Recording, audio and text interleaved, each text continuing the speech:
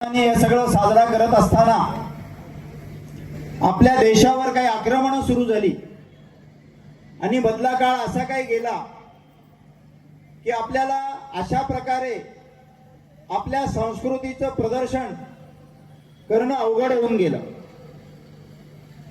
अनेक राजे महाराजे झाले, त्यांनी सतत लढाया केल्या, आलेल्या आक्रमणांना परतून लावण्याचा त्यांनी प्रयत्न केला।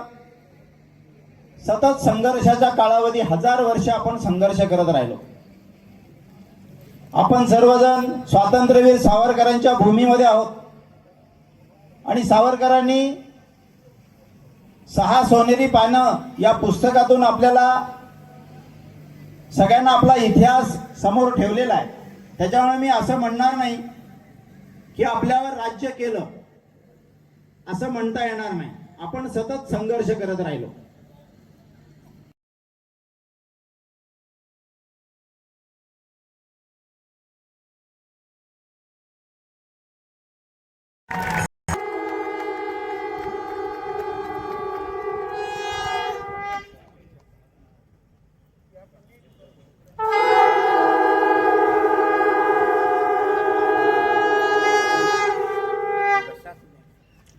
शुभम करोति कल्याणम आरोग्यम धनसंपदा शत्रुबुद्धी विनाशाय दीपज्योती नमोस्तुते।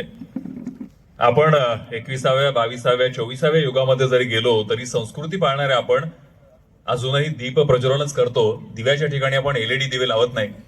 त्यामागचं विशेष कारण सुद्धा आहे, कारण एका दिव्यामध्ये हजारो दिव्यांना पेटवण्याची शक्ती आहे। एक बल्ब दुसऱ्या बल्बला पेटवू शकत नाही, म्हणून हे संस्कृतीचं प्रतीक आहे। एक चांगला विचार असेल, एक चांगला व्यक्ती असेल, तो हजारो लोकांपर्यंत चांगला विचार देऊ शकतो, पेटवू शकतो। आणि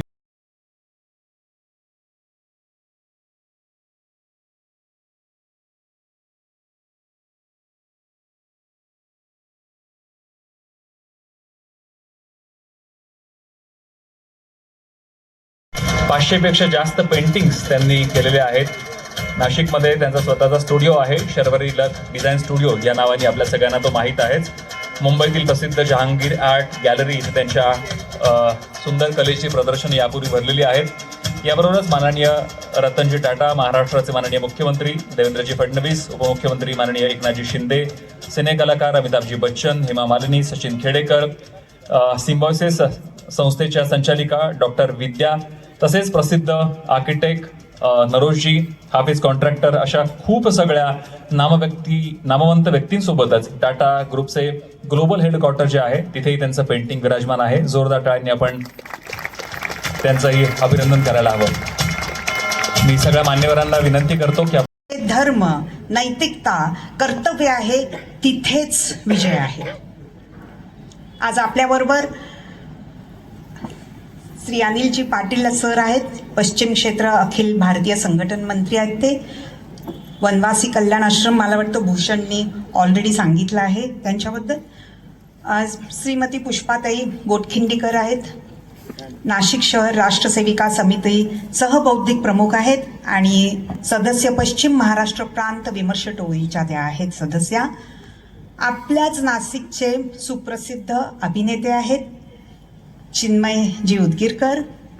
इथे सर्व उपस्थित नाशिक बंधू भगिनी, हिंदुत्वावर आणि राष्ट्रावर प्रेम करणारे इथे जे सगळेजण आलेले आहेत, माझे सर्व सहकारी, राष्ट्रीय स्वयंसेवक संघ अर्थात RSSचे प्रचारक, कार्यकर्ते, सगळ्यांचं सस्नेह स्वागत।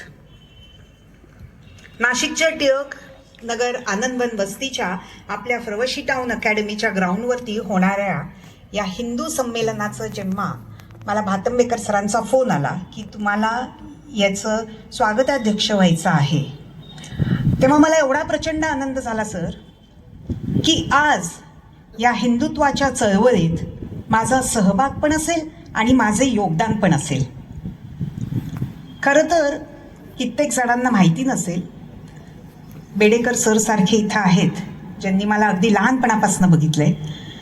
माझे आजोबा, माझे वडील आणि माझा भाऊ हे तिघही 3 पिढी आमच्या अपशंकरांच्या या संघाच्याच मुशीमध्ये घडलेले आहेत। माझे वडील तर डॉक्टर होते, घोटीला आणि ते संघाचे डॉक्टर म्हणून सुद्धा कार्यरत होते.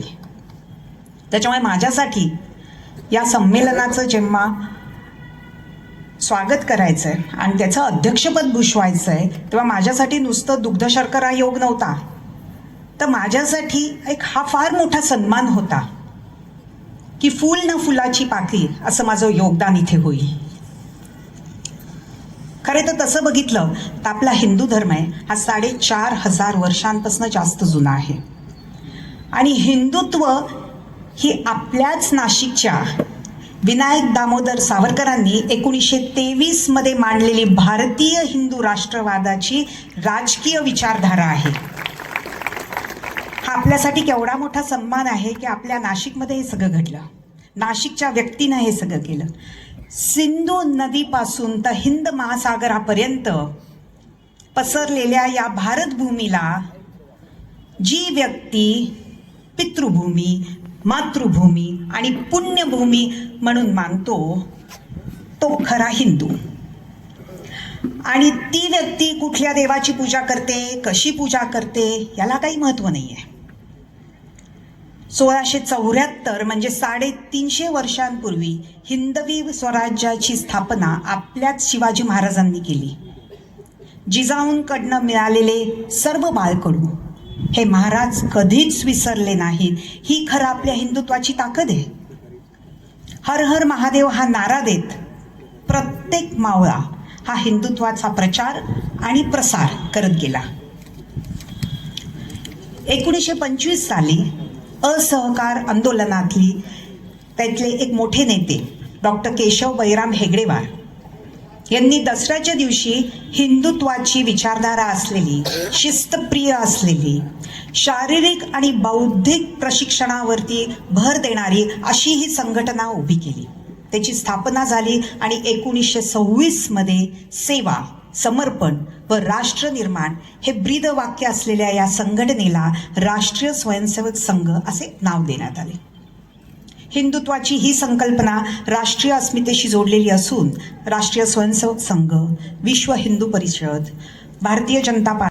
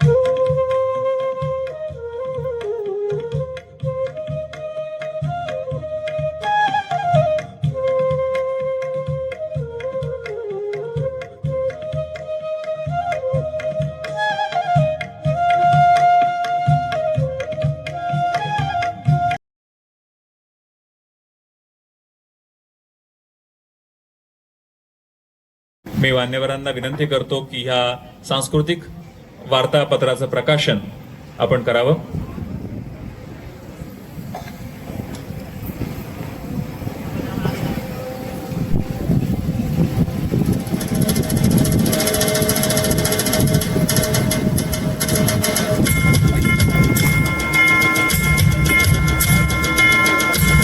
सन्माननीय पाहुण्यांच्या हस्ते सांस्कृतिक वार्तापत्राचं प्रकाशन इथे होत आहे.